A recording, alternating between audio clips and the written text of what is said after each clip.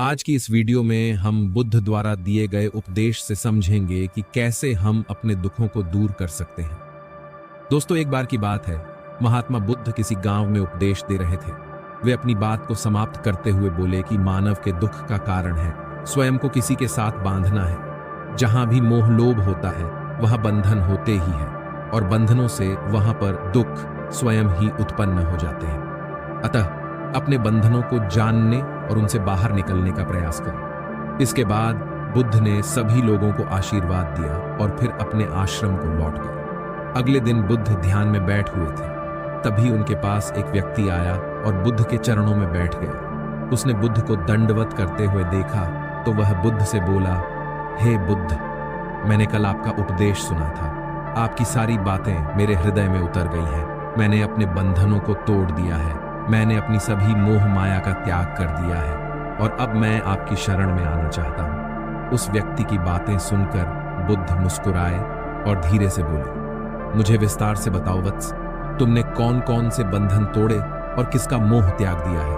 वह व्यक्ति बोला, मेरे घर पर मेरे बूढ़े माता पिता और पत्नी है। मेरा एक छोटा बच्चा भी है। मेरी पत्नी बहुत बीमार रहती है। उसके कष्ट देखकर मैं अक्सर सोचता रहता था कि इससे अच्छा तो वह मर ही जाए। कम से कम उसके कष्ट दूर हो जाएंगे। अपनी पत्नी की वजह से मैं भी बहुत दुखी रहता हूँ। लेकिन कल जब मैंने आपका उपदेश सुना तो मेरी समझ में आ गया कि मेरे परिवार से मेरा बंधन ही मेरे दुखों का कारण है। अगर मैं परिवार के चक्कर में पड़ा रहूंगा तो कभी सत्य को नहीं जान सकूंगा। इसलिए मैं अपने घर को त्याग कर आपके पास आया हूं। बुद्ध ने पूछा, क्या तुम सचमुच सभी बंधनों से मुक्त हो गए हो?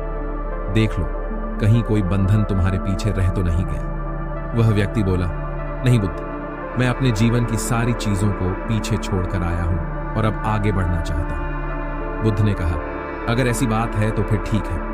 आज तुम यहीं आश्रम में रुको। कल सुबह मैं तुम्हें बताऊंगा कि तुम्हें क्या करना है। बुद्ध ने अपने एक शिष्य की ओर इशारा किया। शिष्य ने उस व्यक्ति को आश्रम के अतिथि कक्ष में पहुंचा दिया। वह व्यक्ति उत्सुकता पूर्वक आश्रम की गतिविधियां देखता रहा। उन्हें देखकर वह बहुत प्रसन्न हुआ और अपने सौभाग्य पर खुश हो रहा था। अगले दिन सुबह बुद्ध ने उस व्यक्ति को एक कार्य सौंपते हुए कहा, तुम्हें पूर्व की दिशा में जाना है। वहां पर तुम्हें एक गांव मिलेगा। गांव के बाहर ही एक साधिका का घर है। वह तुम्हें कोई वस्तु देगी, तुम्हें उसे लेकर वापस मेरे पास आना। वह व्यक्ति बोला, बस इतना सा काम, ये तो मैं छुटकी बजाकर कर दूंगा इतना। कहते ही वह व्यक्ति पूर्व दिशा की ओर चल पड़ा। गर्मी का मौसम था।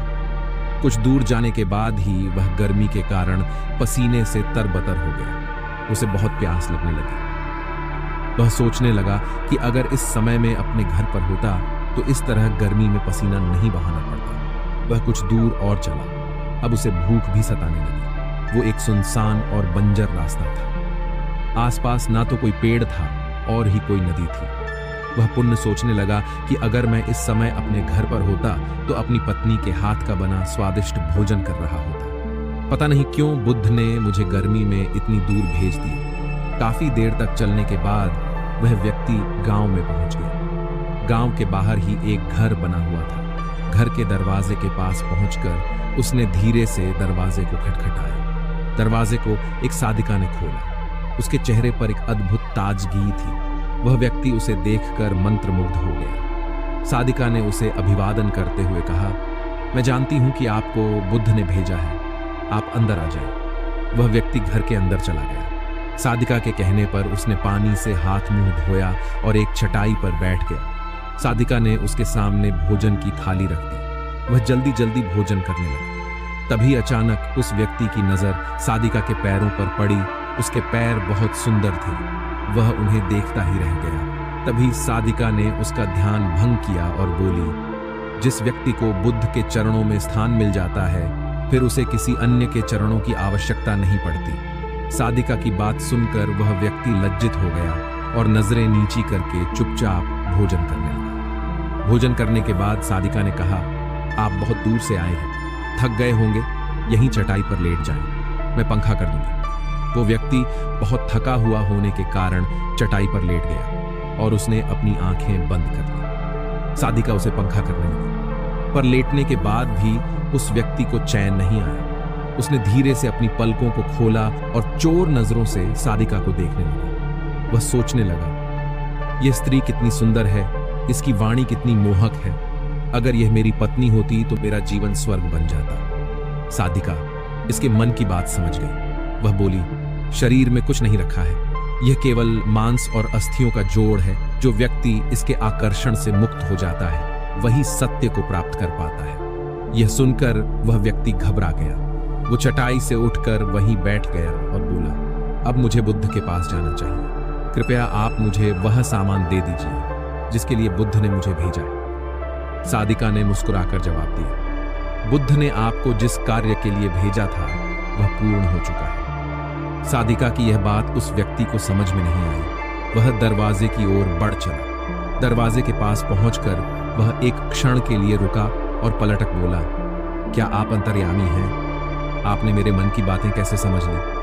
वह स्त्री मुस्कुराते हुए बोली, बुद्ध की कृपा से मैं मोह माया से ऊपर उठ चुकी हूँ, इसलिए भावनाओं से निर्लिप्त हूँ और किसी के चेहरे को देखकर उसके मन में उठने वाले विचारों को समझ लेती हूँ। उसकी यह बातें सुनकर वह व्यक्ति एक बार पुनः लज्जित हुआ और सोचने लगा कि जिस स्त्री ने सच्चे मन से मेरा सत्कार किया, मैं उसके बारे पता नहीं क्या क्या सोचता रहा था। उस व्यक्ति ने सादिका को प्रणाम किया और उसके बाद वह से बुद्ध के आश्रम की ओर लौट चला। शाम को जब वह आश्रम में पहुंचा तो वह व्यक्ति बुद्ध के चरणों में गिर पड़ा और बोला, बुद्ध मुझे क्षमा कर दो, मैं बड़ा पापी हूं। उसकी यह बात सुनकर बुद्ध मुस्कुराए और बोले, मैंने तुम्हें सादिका के पास इसीलिए भेजा था ताकि तुम अपने आप को देख सको। अब मुझे बताओ, क्या तुम सचमुच मोह और बंधन को त्याग कर चुके हो?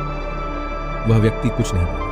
वह नजरें नीची किए हुए वहीं चुपचाप बैठा रहा। बुद्ध ने कहा, बाहरी बंधन और मोह को त्यागने से हम बंधन मुक्त नहीं होते। दरअसल बंधन और मोह हमारे भीतर ही होता है। तुमने परिवार को तो छोड़ दिया और सोचा कि मैं बंधन मुक्त हो गया, लेकिन जैसे ही तुम्हें अवसर मिला तुम्हारे भीतर का मोह जाग उठा और इसी वजह से आज तुम अपने आप को पापी समझ रहे हो। तुमने अपने अंदर के मोह का तो त्याग नहीं किया। बुद्ध की यह बात सुनकर वह व्यक्ति बोला, मुझे क्षमा कर दो। बुद्ध उस व्यक्ति ने अपने हाथ जोड़ लिए। फिर वह धीरे से बोला, आप सही कह रहे हैं, मैं केवल अपनी पत्नी से पीछा छुड़ाना चाहता था। वह बहुत बीमार रहती है।